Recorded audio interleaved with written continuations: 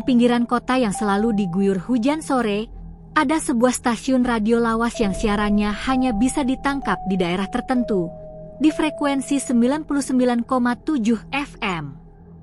Suara Rindu, begitulah namanya.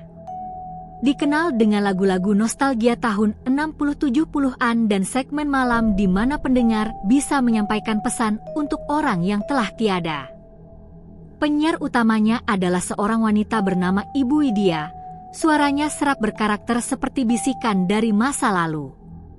Tapi segmen paling misterius adalah pesan untuk yang hilang setiap Jumat malam pukul 23. Pendengar yang ingin menyampaikan pesan ke alam baka harus datang sendiri ke studio tua itu, sebuah bangunan kolonial yang hampir rubuh di ujung jalan.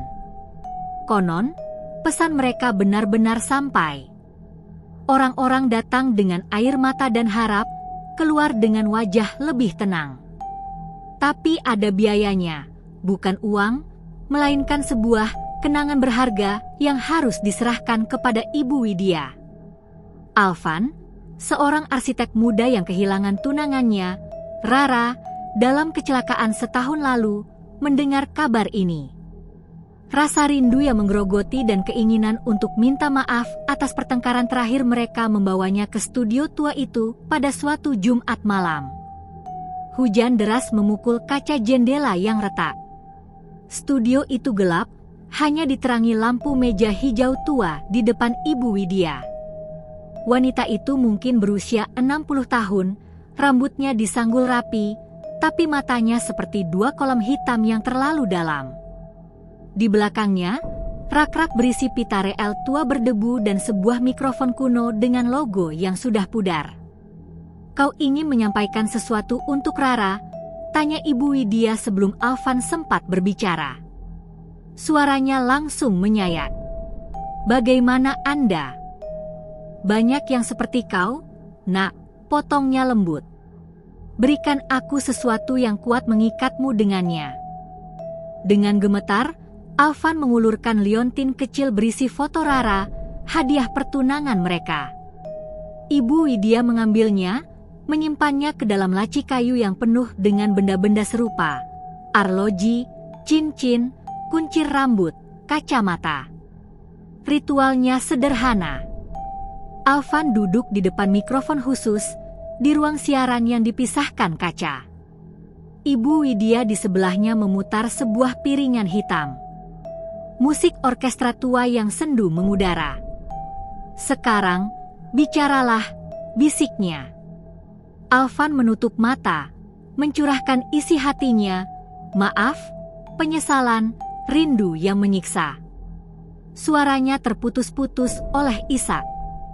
Saat ia berkata, "Aku mencintaimu, Ra," sebuah suara desis kuat terdengar di headphone-nya, diikuti oleh bisikan sangat pelan, seperti angin melalui daun. "Aku juga." Alvan tersentak, jantungnya berdebar kencang. Itu suara Rara. Ia yakin.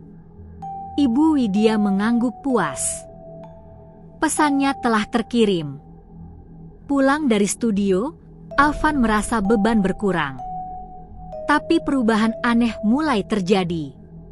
Di apartemennya, radio tua peninggalan almarhum ayahnya yang sudah rusak tiba-tiba menyala sendiri di malam hari, selalu di frekuensi 99,7 FM, memainkan lagu yang sering ia nyanyikan untuk Rara. Bau parfum Rara yang khas, jasmine and vanilla, terkadang menyergapnya di sudut ruangan. Ia merasa diikuti, tapi bukan dengan rasa takut awalnya. Ia merasa Rara kembali, lengkap, bersamanya. Obsesinya tumbuh. Ia kembali ke Suara Rindu setiap Jumat, menyerahkan lebih banyak kenangan, sweater Rara, buku catatannya, bahkan potongan kuku dan rambut yang ia simpan. Setiap kali, komunikasi di headphone menjadi lebih jelas. Dari bisikan menjadi kata-kata utuh. "Kangen, aku di sini. Jangan tinggalkan aku lagi." Dunia Alvan menyempit. Ia mengabaikan pekerjaan, teman, keluarganya. Hidupnya hanya untuk menunggu Jumat malam dan berbicara dengan Rara melalui radio rusak di rumahnya. Penampilannya morat-marit. Tapi ia bahagia, atau begitulah pikirannya yang sudah terganggu meyakinkannya. Pada kunjungan keenamnya, Ibu Widya berkata berbeda. Kau sudah memberiku banyak talinya, Nak. Tapi untuk membuatnya benar-benar hadir, kau butuh penambah terkuat. Sesuatu yang hidup, yang masih memancarkan cahaya jiwa. Apa itu? Tanya Alvan dengan mata berapi-api. Adikmu, Sari. Gadis yang periang dan baik hati itu.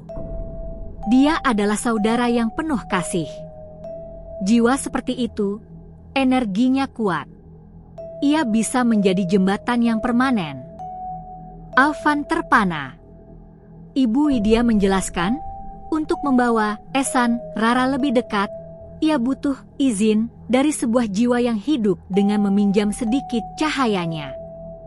Caranya, bawa Sari ke studio pada Jumat depan, biarkan dia menyapa melalui mikrofon. Hanya itu. Alvan yang kalap dan kecanduan kehadiran Rara setuju.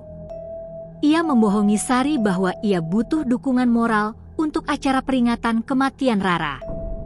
Malam itu tiba. Sari, gadis berusia 22 tahun yang ceria dan baik, masuk ke studio dengan perasaan campur aduk. Ibu Widya menyambutnya dengan senyum yang tidak sampai ke mata. Duduklah di sini, sayang. Alvan ingin kau menyapa seseorang. Sari duduk di kursi. Ibu Widya memulai ritual seperti biasa, tapi kali ini ia mengeluarkan liontin foto Rara dari laci dan meletakkannya di meja Sari. Sekarang, ucapkan namanya. Rara. Sari, polos, mengikuti. Rara, ini Sari, adik Alf. Tiba-tiba, lampu studio berkedip liar. Pita-pita reel di rak berputar sendiri dengan kencang. Suara desis menderu di speaker. Sari menjerit kecil ketika mikrofon di depannya menjadi dingin sekali seperti es, dan dari dalam grid logamnya, keluar sehelai rambut panjang berwarna hitam, persis rambut Rara yang merayap seperti ular. Alvan dari balik kaca melihat bayangan hitam membentuk sosok wanita di belakang adiknya. Bukan Rara yang ia kenal. Sosok itu menyeramkan, wajahnya seperti bayangan cair. Ibu Widya tersenyum lebar, untuk pertama kalinya menunjukkan barisan giginya yang sangat putih dan rapat. Aku mau dia. Aku mau tubuh itu. Teriak suara Rara di headphone Alvan, tapi sekarang penuh dengan dengki dan keserakahan yang tak manusiawi. Ini bukan Rara yang ia cintai. Ini sesuatu yang lain. Sesuatu yang telah dibangun dari kerinduan obsesifnya dan dipelihara oleh kenangan yang ia serahkan. Sari pingsan. Alvan berusaha menerobos ke ruang siaran, tapi pintunya terkunci dari dalam. Ia memukul-mukul kaca. Hentikan. Itu bukan Rara. Ibu Widya memandangnya. Sudah kubilang, Nak, kita hanya mengirim pesan. Tapi siapa yang menjawab, itu tergantung pada apa yang kelaparan di seberang. Kerinduanmu yang begitu kuat, itu seperti beacon.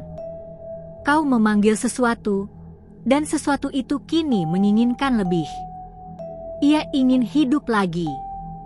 Dan adikmu adalah tiketnya. Bayangan hitam itu mulai menyatu dengan tubuh Sari yang pingsan. Alvan, dalam keputusasaan, melihat rak pita reel.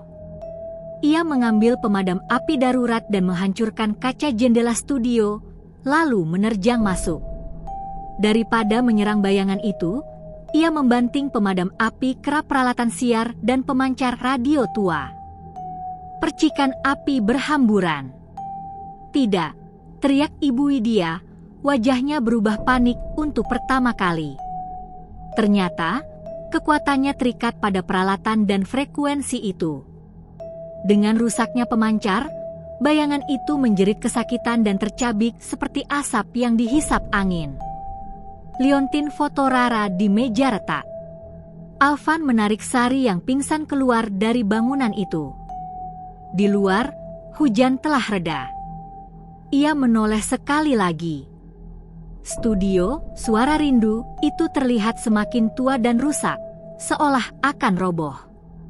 Dari jendela yang pecah, ia melihat Ibu Widya terduduk di depan konsol yang rusak, memeluk pita reel yang terbakar, berbisik pada sesuatu yang tak terlihat.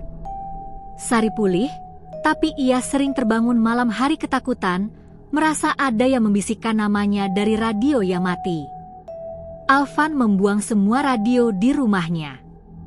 Frekuensi 99,7 FM hilang dari udara.